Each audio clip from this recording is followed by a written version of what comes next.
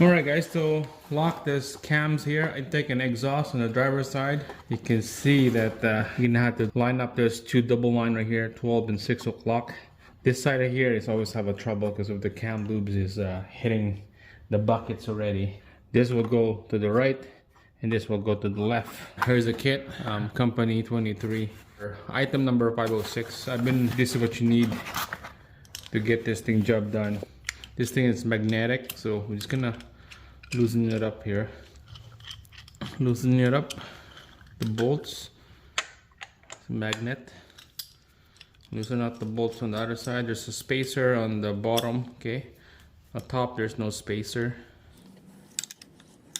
Alright, you don't need a spacer on this case. Just have to put the bracket in and then the bolts after. It's nice and snug on the bottom bolt. Alright, you just have to snug it up. 11/16 on this one. 11/16. Alright, we're gonna turn this cams. This one's to 3 o'clock, that double line to 12.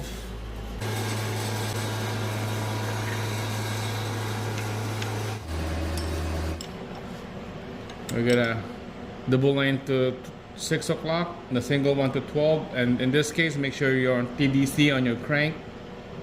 Okay, 12 o'clock. We're gonna snug her up so it won't spin on us. And go back in the bottom here. We're gonna snug this up.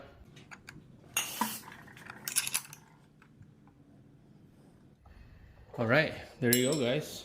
Get you guys close up here. So that's how you lock this cams on both sides right here with the special tools. Okay, now this is not gonna move anywhere. Right there, the key here is on a single line, 12 o'clock, double line at 6 o'clock, and then the bottom single line right here is at 3, and then double line at 12. So this is good, this side is good.